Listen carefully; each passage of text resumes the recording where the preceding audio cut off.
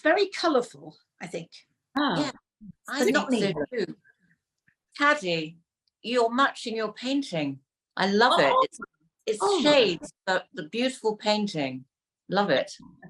And Natalie looks like a turquoise flower. Oh, yeah. Yes, you do. And you have lovely flowers behind you. I'm just looking at you. Do you look like an ice is cream? that a pink zebra or an ice cream? Yeah, maybe an ice cream. An ice cream. Yes, well, that's right. You can wear hats and look cool. If I wear a hat, I mean, I can't wear hats. I've just got the wrong head for a hat. But really? Yes, my sister can wear hats and I can't. Yeah, no, I can't wear hats either. Oh, I like hats. I do like hats, but I don't wear them very often because they mess up my hair, darling. Oh, darling, your hair's looking amazing, darling. Well, thank you. Thank you. It's looking clean at least. Anyway, we have actually a very good guest today, don't we?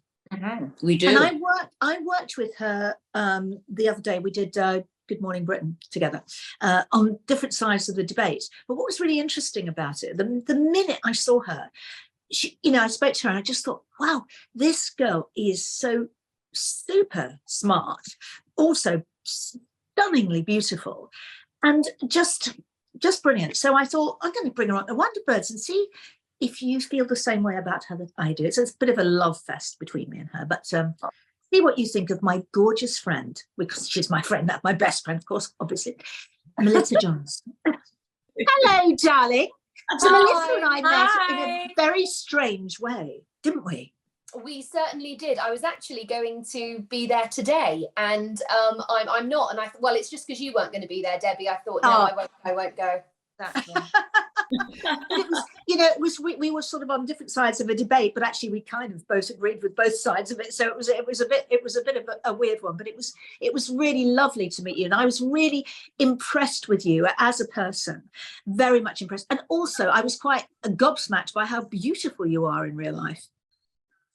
That's very, very, very kind of you. And so you'll give me the 20 quid later. I'm not half as done up today. Look at it. You can tell I've had no television help today at all. But that's what's lovely about doing it from your own home, isn't it? Yeah. It really is. But you look lovely, darling. You really do look lovely. That's very kind of you. Thank you. And funny and gorgeous. Yes. So Melissa, what is very interesting about you, apart from the fact that you are gorgeous and you've had some lovely parts on telly, is that you were born with one arm, from the elbow missing. So what happened when you were little? How did you cope with that? Well, there was no other way. You deal with what you're given or you don't, and that's it. But so I was born without my right arm, and that's just the life I live. Excuse the pun, it's the hand I was dealt, and that's how my body was always meant to be. In the media I often hear the words Melissa was born missing her right arm, and I wasn't born missing it. Actually, there's no reward if you find it. It's not going to be lay on the floor somewhere. It's just how my body was meant to be, and I'm a firm believer of that with most things in life. Yes. So, yes. And you said something to me that has really stuck with me, because you said to me that you were doing something with someone and they held your arm, your good arm, and then you felt you felt lost. I thought that was really interesting. Yeah, I was doing a debate with somebody on TV, and Debbie, when you and I did ours, they sat us apart from each other. Otherwise, they'd be snogging you. Well, this is it. They were worried we would either snog or fight. But alas, we were parted by Ed and Susanna. But the person who I was doing this particular debate with, it was actually about non-disabled actors playing disabled roles, and obviously, at the moment we exist in a world where sadly we as disabled actors don't get seen for as many roles as we should. And my argument is, if a disabled role comes up, at least give us the one that we can play, seeing as when you're not really giving us a chance to play many of the others. And that's what the debate was about. But yes, the lovely creative who I was up against sort of held my hand And when someone takes the only thing that you've got to gesture with, it's sort of like someone's putting their hand over your mouth. It was interesting, but thankfully, you know, you get to a point with online things where you don't always have to fight your own battles. There were enough people kind of that took to online going, why did she do that? Why did she take her only hand? And thankfully I was in a position where I didn't have to get too involved with what other people thought of it. Yeah, that's so interesting what you're saying about disabled roles, because I always think it's a bit like back in the day, black men couldn't even have Othello. So at least let them have that. Absolutely. If you're going to give, you know, if we still have such an issue with underrepresented groups playing characters and having jobs and opportunities in this industry, the real place that we want to get to is that we're just playing all the roles, and it doesn't matter whether it's written as disabled or written as gay or written as black, or it doesn't matter. You're just playing those roles regardless. But because we're not at that point yet, I think the very minimum we can do is at least play the characters that you know we can do. So you know, let's stop CGIing limbs off people when we've got enough actors without limbs to play them. Let's stop putting you know, actors in wheelchairs when we have actors that are that use wheelchairs, because those people exist, and we it's about time that we just we raise their profiles. And I wanted to ask you about your company Triple C, because is that a company that's campaigning about disability, or is actually campaigning about drama for disabled children, isn't it? Yeah, so it's a whole range of things we do. So so I'm co-creative lead at Triple C with the brilliant Shirley Houston, who has obviously been on Corrie for many years. We won a BAFTA last year for our services to the industry, and essentially we're just a group of disabled creatives, actors, writers, directors, script editors, producers, the list goes on. And we just wanted to start changing the way that we were represented and the opportunities we were given across TV, media, theatre and the arts.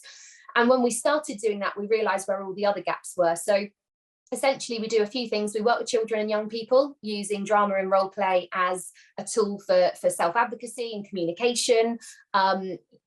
Sadly, when you take drama away from any young person, that can be really damaging. Even if children don't want to go on and have a career in the arts, the minute that you take drama away, it takes away that chance to be able to learn about self-expression and communication and self-advocacy.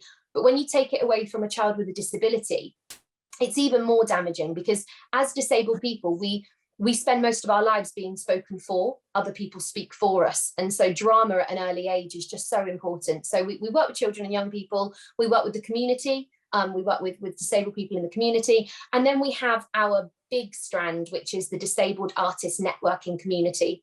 We've got over 1,600 deaf, disabled and or neurodivergent creatives. So as I say, actors, writers, musicians, comedians, dancers, singers, photographers, anyone working across TV, film, media and the arts. And we work on their career development. We offer weekly masterclasses and webinars. Fantastic. Amazing.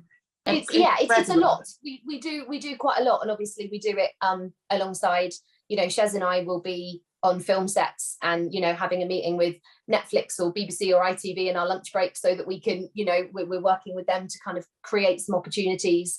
But I think anything like this, you know, I didn't ask to be a disability advocate. When I was younger, I just said, I just want to be an actor. That's all I want to be. But when you have a battle to fight, sometimes it falls on your shoulders. And I'm lucky that I get to stand alongside, you know, the shoulders of other people that this has fallen on, who are just incredible. Wow. So you must be very angry about arts being taken out of schools and state education and all the cutbacks. That must affect everything. Absolutely, it really does. And it's, you know, it's a really awful thing when it's then left to fundraising, private fundraising, having to look for other means to kind of source that, whereas it shouldn't be. It should be seen as such a vital part of life, actually. Yeah. Melissa, you went to East 15, didn't you? Because I think it's a fantastic school, because I went there. Oh, many moons ago. I did. I loved it. I loved every minute of it. It was some of the best 3 years of my life. Yes. and I wouldn't go back to drama school if somebody paid me.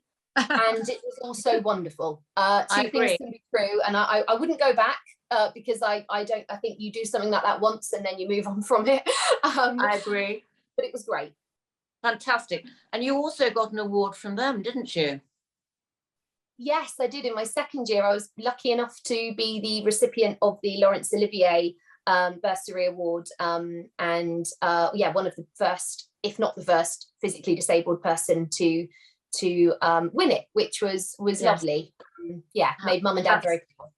Oh, brilliant. Because I mean, East 15 has always been a bit sort of, well, innovative, you know, and I think being at a school like that, I found I actually got a lot from it.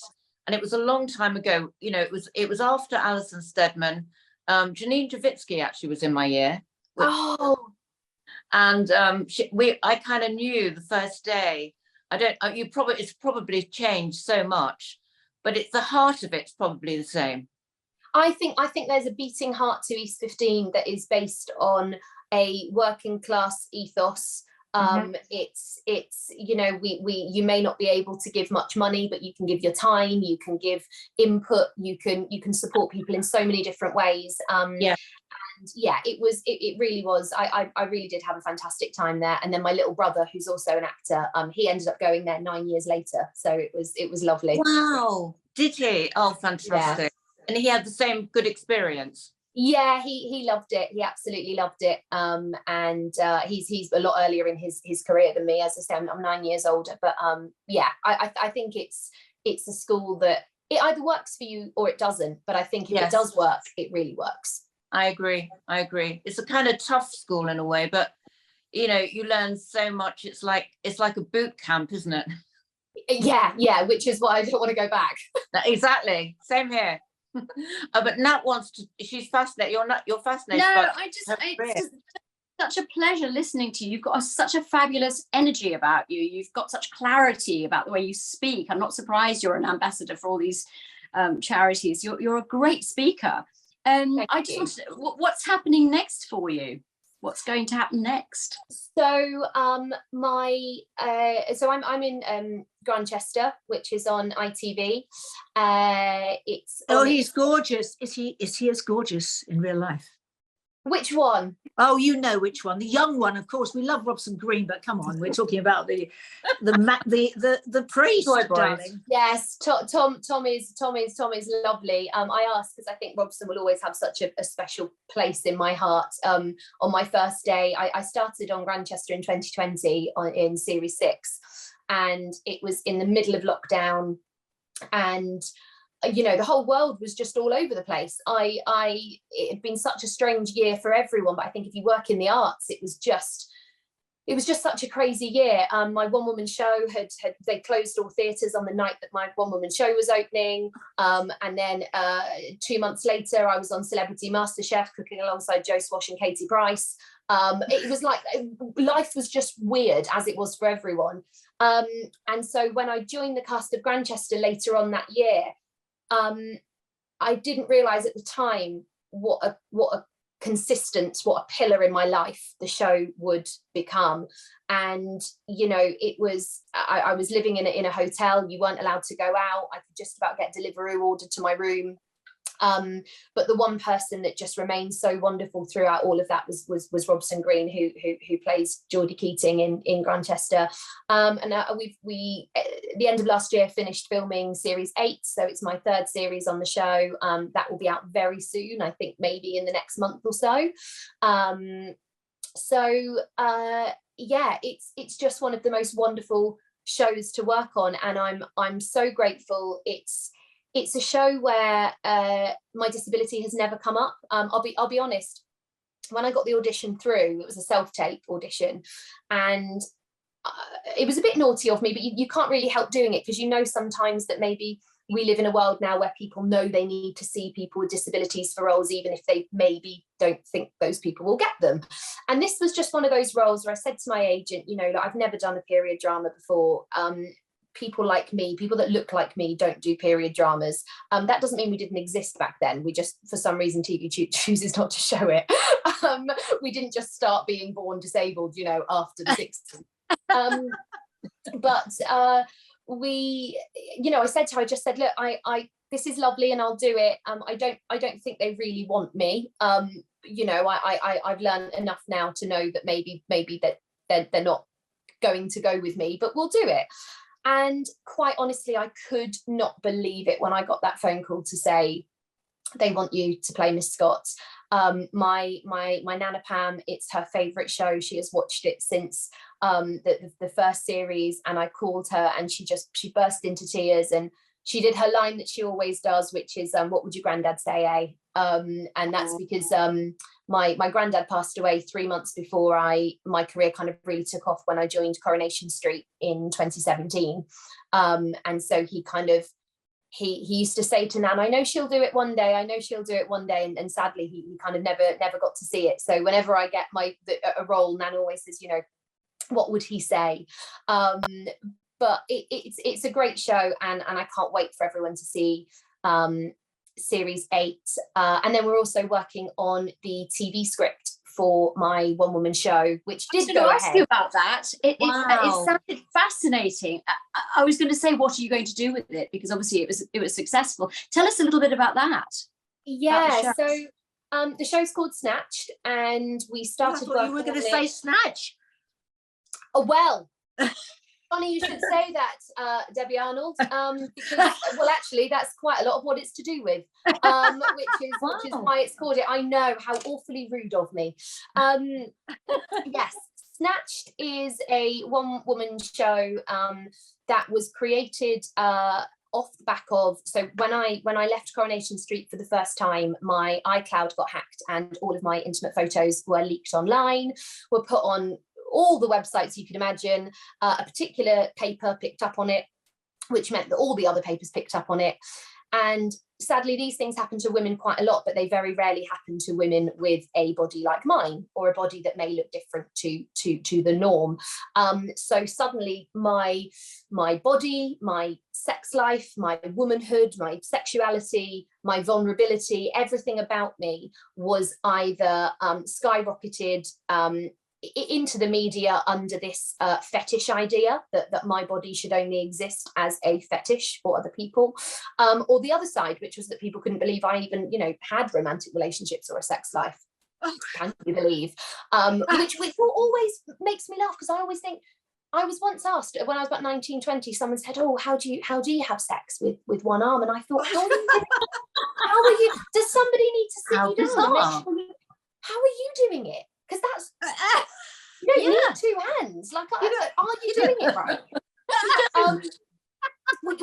Precisely. So I went to the Lowry in Manchester. So I live in Manchester. Went to the Lowry, kind of said that I've got an idea to kind of turn my experiences based on growing up with a body very different to everybody else's. I grew up in the 90s, very working class family. My dad is a Romany gypsy, so he can't read or write. My mum left school to work at the local jam factory at 15, which is where all my family worked.